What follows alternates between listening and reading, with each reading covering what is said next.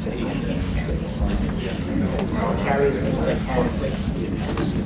afternoon, everyone. Good afternoon. Thank you. All right, thank you all for being here. What I would like to do is welcome you. My name is Greg Carlson. I'm the president of NYARM, and it's going to be my honor to introduce to you our executive director, Margie Russell, who will start this seminar off. Thank you very much and enjoy the show.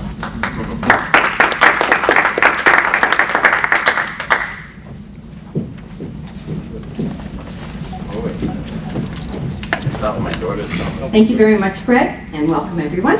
My name is Margie Russell, and I'm the Executive Director of NYARM. And welcome Howard Rothschild, Stephen Kirkpatrick, Jeffrey Schwartz, and Randy Heller. Thank you.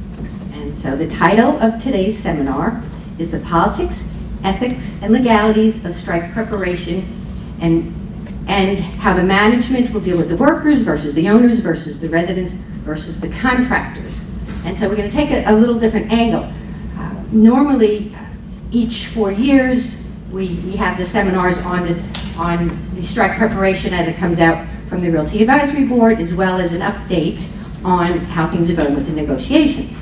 But I wanted to add something more to that seminar, which is there are things that happen even in the preparation for the strike, even before there's a strike, where the nuances on how people start dealing with each other get odd and people start reacting differently. There's also many opportunities. You know, if you're handed a problem, you have to turn it into an opportunity. So the hassle, for example, of giving badges out is a unique opportunity to weed out some unauthorized people or activity that might be going on in the building, so forth. Okay? There's construction work that you might have to mothball. You need to have, at the very least, a conversation with your contractors, and that is certainly not enough. So we're going to cover those type of nuances that happen. But before we begin, I just want to give one commercial to our sponsor that made us gathering ourselves here today, which is our back page advertiser, which is Flag Waterproofing, of our quarterly magazine.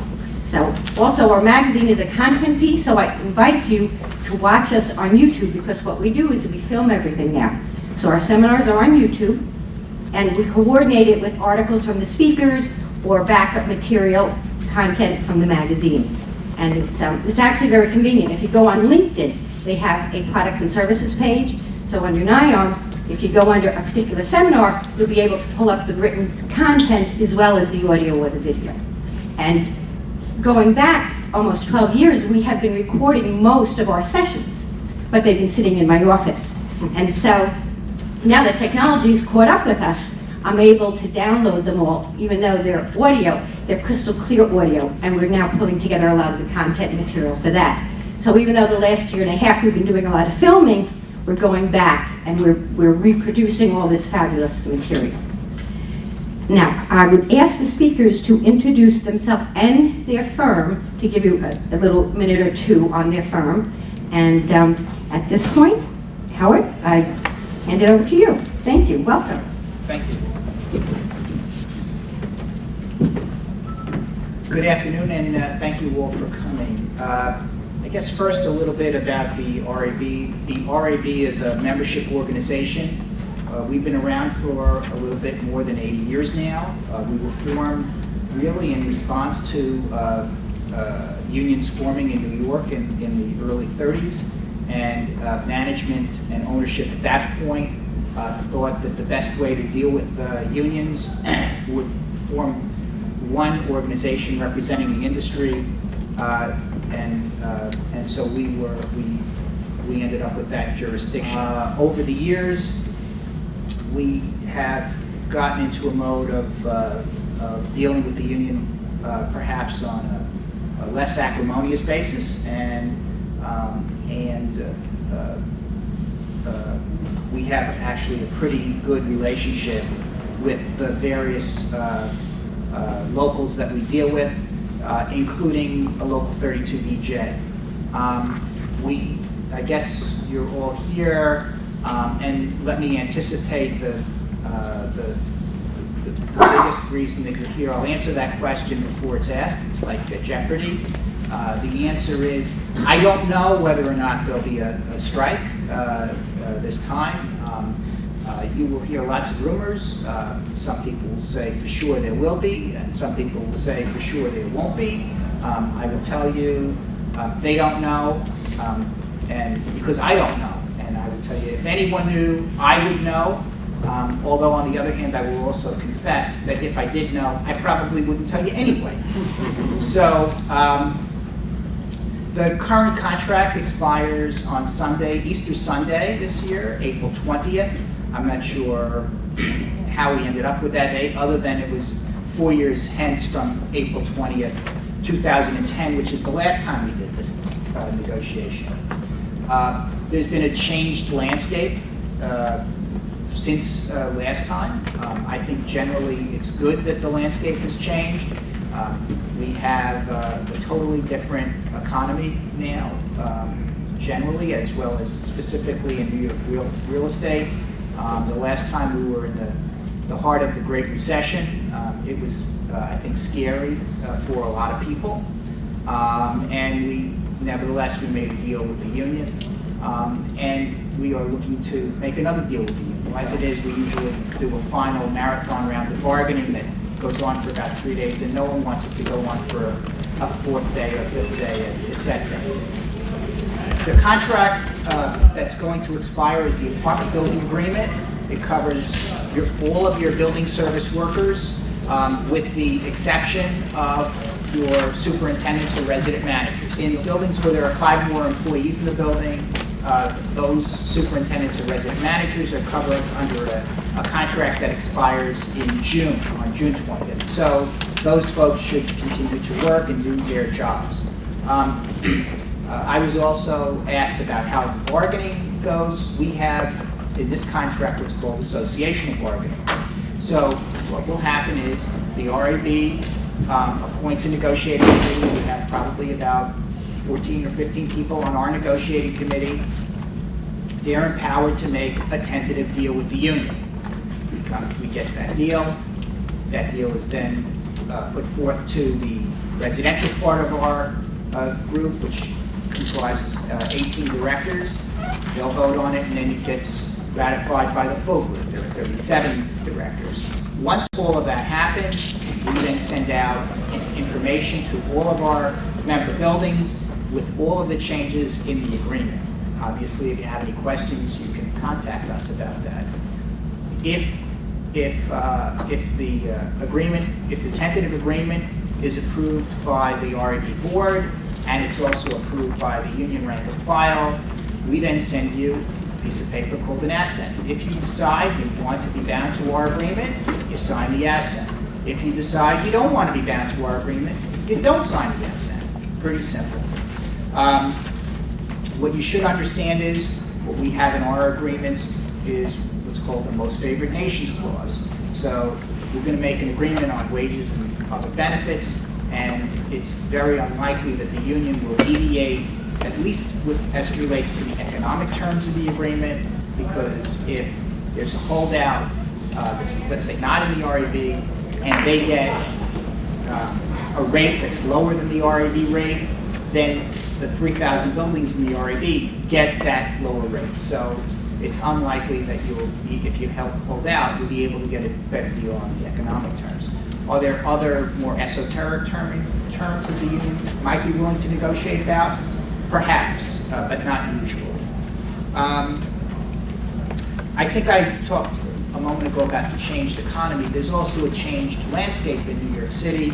We have a new mayor, we have a new city council, we have a new speaker of the council, and we have the rise of progressive politics. So just think back about where we were politically in the city from 4 years ago. Things are very different today than they were back then. All that being said, I will tell you that we started this negotiation earlier than any negotiation that I've been part of. I've been at the RAB for close to 30 years. We started this one February 27th. The union made their proposals to us, gave us their view of the world, and we responded on March 13th with our proposals and our view. Interestingly, they weren't markedly different. That is unlike, I would say, most proposals in the past. I guess the good news is the union's proposals weren't a laundry list of outrageous demands.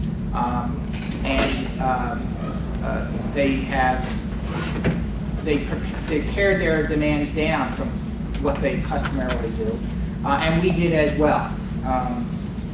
And so I would describe the meetings as positive and cordial, but as we go on through this process and as we get closer to April 20th, I'm sure there'll be some bumps in the road.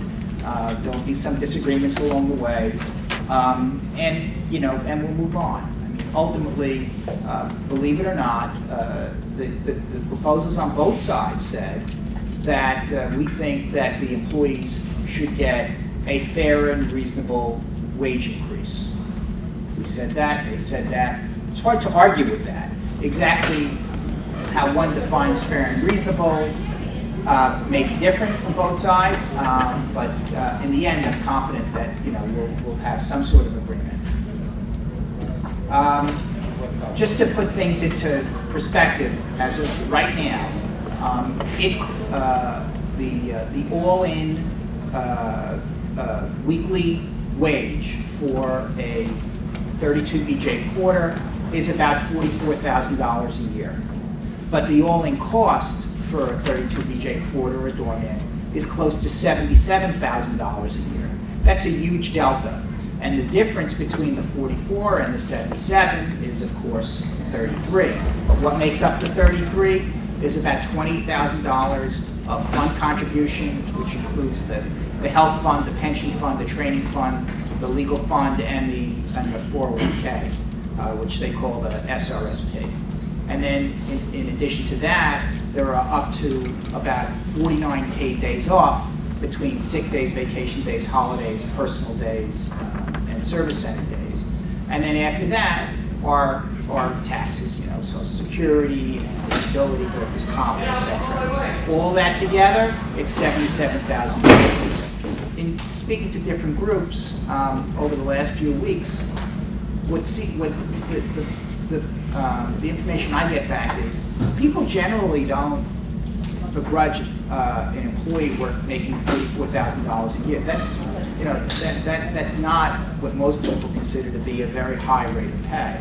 But what's hard for a lot of people to get their arms around is how that 44 becomes 77, and that's because there's family health insurance fully paid for by the employer with no employee premium. They do have deductibles and co-pays and so on. There's no employee premium, and there's a defined benefit pension plan. So those things are the two primary drivers of the fund contributions. I guess the good news as it relates to the funds is the health fund is healthy, unlike a few years ago. We put in place in the last contract the Healthcare Savings Committee that the guaranteed savings starting in 2012 of $70 million a year.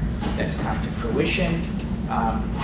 We've put in place that the fund couldn't dip below 6 months of reserve. So right now, in round numbers, we spend just under $1 billion a year to provide health insurance. And we have a reserve of about $850 million, which means we have about 8.5 months of reserve. The pension fund suffered what a lot of retirement plans suffered during the Great Recession, and that is the value of their assets went down, and went down significantly. The fund in about 2009 or 2010 had assets just below $1 billion, and as of December 31st were valued about $1.9 billion. So they almost doubled in just a few years. I wish I could say I'm a financial whiz, but that's not the case. The markets go up, and the value of those assets go up, and the value of the fund's assets go up. Over the long term, there's a rehabilitation plan for the fund, and that rehabilitation plan calls for increases in the cost of contributions of about $4 per week per year. So generally, the fund is okay. And it's getting on stronger actuarial footing as time goes on. For anyone who cares, we have a strike preparation manual, and if I brought insufficient copies, please get in touch with the RAB, and we can send you an electronic version of this. So there's a lot of things that are important for you to do. I'm going to just touch on these things briefly because they're in the manual, and I think some of the other speakers may touch on some of these things. But the most important thing as owners and agents of residential buildings for you to do right now is to get your buildings prepared. Not only if there is a strike, but it's our view that your workers will be seeing you do this, other people will be seeing you do this, and usually the more prepared you are, the less likely that the terrible event won't happen. How do you do that? Do a comprehensive test of all your building systems. Make sure they're in good working order. If not, get them in good working order. Test the equipment. Test your alarms. Test your video system. Test your HVAC equipment, etc. Make sure you have fuel and plentiful supply. Secure your filler doors, and try to arrange. If you have oil, try to arrange a delivery as close as possible to April 20th. If there's a picket line in front of your building, your vendor may not want to deliver oil to the building, and you want to probably arrange with all of your vendors to see if they're willing to cross a picket line or not cross a picket line.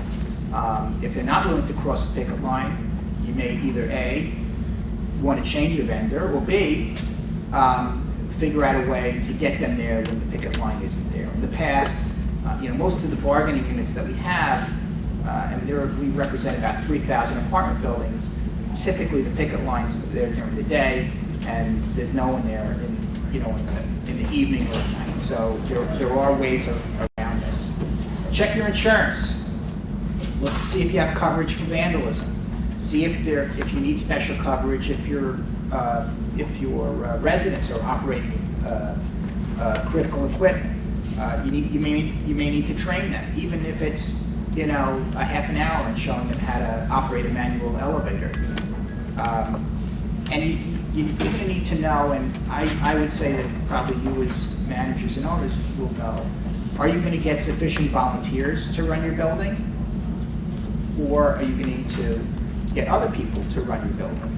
If you have people in your lobby, doormen or lobby attendants or whatever, at minimum, you're going to want to hire security guards. You need to secure your building, okay? And then beyond that, you're going to need to make an assessment, and you should be making the assessment now as to how you're going to operate the building. Are you going to? Volunteers are great. With scabs? Volunteers. Volunteers. The residents of the building would be a volunteer. Residents. Yeah. A non-paid person would be a volunteer. So volunteers are great, but past experiences, even people with enthusiasm, that enthusiasm dies down after a few days. It's great for the first couple of days to sit in the lobby and schmooze and meet your neighbors, but after the third day or the fourth day, the residents of your building, they have lives and they have things to get to.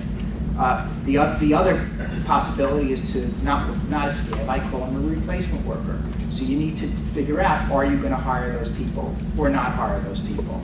I can tell you, in my experience at the RAB, over 30 years, I've been involved with lots of strikes, but only two major strikes. The residential strike in 1991, which lasted 12 days, and that was basically handled by volunteers and security guards. And after a few days, the volunteers start to peter out. And you'd see the wonderful story in the newspaper about the guy who he had started his workout routine, and instead of going to the gym every day, he was taking down the garbage and he was doing the lifting, and it was better than going to the gym. But you know what? Garbage in bags is a lot smellier than dumbbells on a bar. And so after a while, it gets a little tiring, and that type of volunteer will inevitably fall by the wayside. Contrast that to the 1996 strike in the commercial buildings that lasted 21 days. By day one, everyone was replaced. So the commercial... But that's more out of necessity, right? Don't you think, than it is... I mean, there's no choice in that respect. Yeah. It's a totally different industry. Mm-hmm. It's a totally different paradigm. In an apartment building, the residents know the workers know the residents. It's a lot more familiar than on the commercial side, where think about yourselves in your own offices. You may not know the person who cleans your office in the middle of the night. I mean, that's generally the case. You certainly don't know that person as well as you might know the doorman who works at your building. And in most cases, Howard, don't you think that in these type of residential buildings, the employees, obviously they don't want to be on strike, but they want to know that the residents are protected also. They're not going to be angered by someone guarding the door, making sure people aren't breaking down or coming in unwanted to the building. And I think that creates a different relationship as well.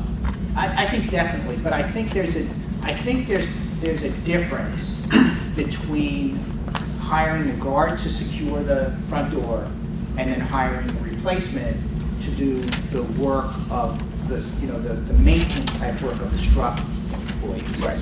And it definitely ups the ante. I think I can't speak for every 32B worker, but I think in the minds of a lot of them, that might up the ante. And so you're going to need to get a sense, from the people who you take direction from in the running of the building, how they're going to want to do it. I will tell you that historically, strikes on the residential side have been relatively short. Prior to 91, the last time we had a strike, we had one in 79 and one in 76. I'm happy to say I wasn't around back then, at least not in this job. I think I was probably in high school at the time. Yes. So, you're going to have to make those types of decisions, and make those decisions now. Hopefully, it'll never come to fruition, and you'll never need to go forward on it. Yes. We strictly hire guard service in the event of a strike, but all they do is guard service. Right. They check IDs, and that's all they do. So we do ask for volunteers. In your opinion, is it wise to have a volunteer sign a waiver that holds harmless the corporation for removal of trash, trip and fall type of situation? I can't see how it would hurt, although I'm not sure if it would be effective or not. I mean, if there was some, I guess leave that to maybe. I can't see why someone would sign it, frankly. If you want me to volunteer, I'm not going to sign that. But certainly if they would sign it, it makes sense. But I would guess that. And I also think that there may be effectiveness issues, because there are a couple of provisions in the Bureau of General Obligations law that strike down these types of agreements, and I would suspect it's probably be ineffective. I think what's more important, excuse me, I'm sorry. I think what's more important is what Howard said before about making sure your insurance covers volunteers who are doing work in the building if there were to be an accident or they get injured or something. Right. I mean, think it through. If a regular building employee got hurt on the job, you'd typically be covered by workers' comp. These people aren't covered by your comp policy. That's why you should check that. Frank?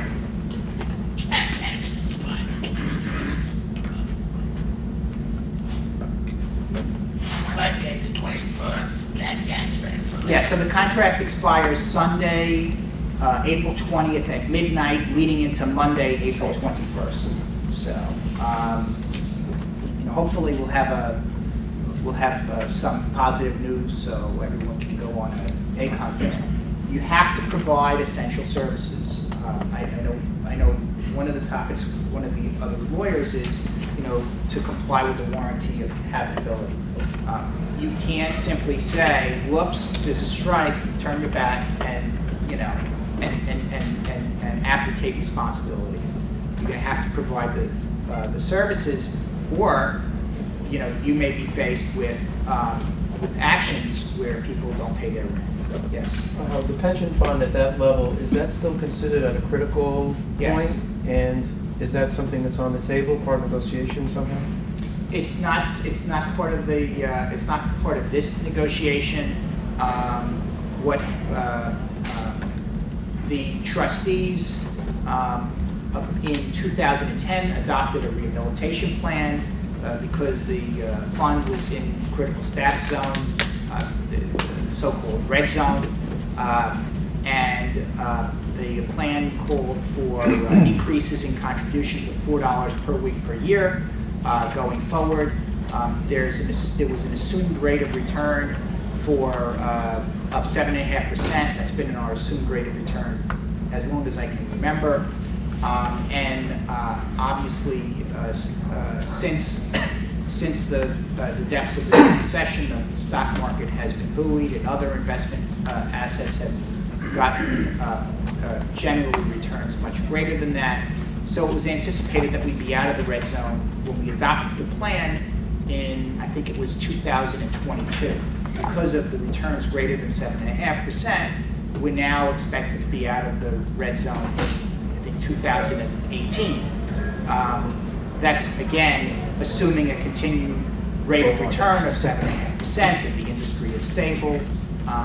This industry, unlike many other industries, is not one where there are employers that are shutting down and going out of business, or shutting down and moving their operations, overseas or whatever. It's, if you have an asset and it's located in New York City and it happens to be real estate, you're not going to be moving that asset to Mexico City tomorrow. So the employers are stable, the employees are stable, the contributions are stable, and so really the only variable at that point is the rate of return. And to the extent that we can get 7.5% or more, that'll be good. And to the extent that we can't get that, it won't be as good.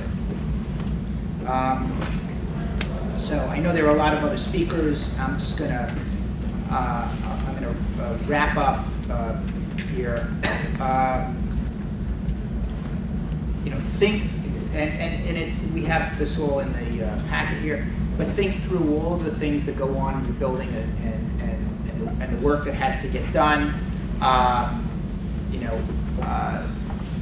Probably the biggest thing on a daily basis is the garbage. Think about how the garbage has to get out of your building. Do you have collections on each floor? Do you have chute rooms with hoppers that go down? If you do, you may want to tape off the hopper doors and give instructions to the tenants. Our preparedness manual has all sorts of notices for the tenants. It's very important as operators of real estate that you be proactive, communicate with your tenants. We have notices that you can get out to your residents in the building, covering all sorts of different scenarios, and that you make yourself visible during the strike, so that they know they're not in this alone. All right, well, thank you very much.